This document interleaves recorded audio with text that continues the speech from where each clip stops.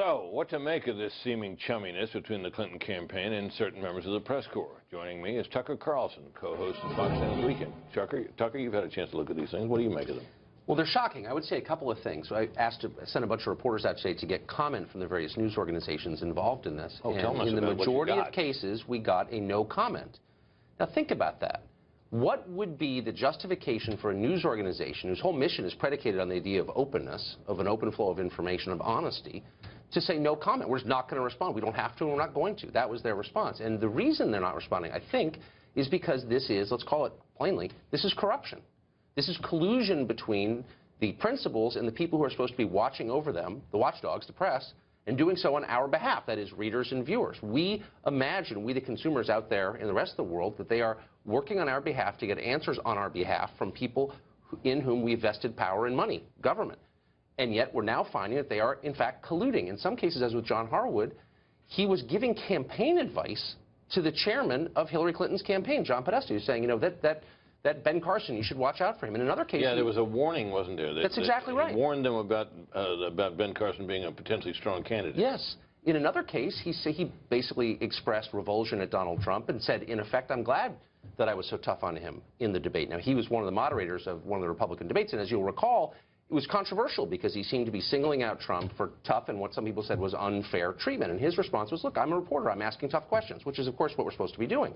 It turns out here he is gloating with the chairman of the campaign of Trump's opponent, saying, you know, I'm glad I treated him that way. Really? Look, journalism is predicated on trust, just as the financial markets are predicated on trust. All of us participate in it believing it's on the level. It's straight. Insider trading undermines the financial markets. That's why it's illegal. This undermines the public's trust in journalism. It hurts all of us, and it makes our society more unstable. If you can't believe what you see on the news or read in a paper, you'll believe anything. You know, it's not unusual, in my experience, Tucker, for journalists to develop friendly relationships with the people we cover, or particularly with the aides to people we cover. You see them all the time. You've known them for many years. You may tell jokes with them. You may have a beer with them. Yes.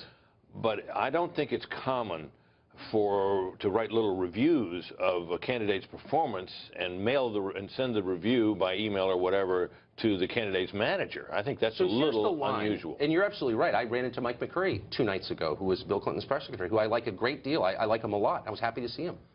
So you may be friendly with people. What you don't do is identify with them. You don't feel like you're on the same side. You're on the opposite side. You're in a contentious relationship by its definition. Right. They're the politicians or their aides. You're the press. It's Wile E. Coyote versus the Roadrunner. Yeah. And it has to be. It's arm's length at least. It has to be. And the problem is they're all in the same soup culturally. It turns out that your average New York Times reporter has a lot more in common with your average presidential candidate than he has with your average voter. You know, that's a huge problem. I remember I would be sitting up in the Senate gallery, and you'd see these ferocious debates happen on the Senate floor in the days when I was covering Congress. And then sometimes you'd see the two members that have just been at each other's throats walking out of the chamber with their arms around each other. And I thought that was, in a way, kind of a nice thing that they got along personally. But I remember I said to one reporter one time I was talking to, but he said, look at them. I said, look, no matter what you think, those guys down there, men and women down on that floor, they're a lot closer to each other than they are to any of us. They're on the same side. That used to be true. And in some sense, it's true in that they have a shared interest. But the backdrop of all this is the press keeps them honest. We're here on behalf of our readers and viewers.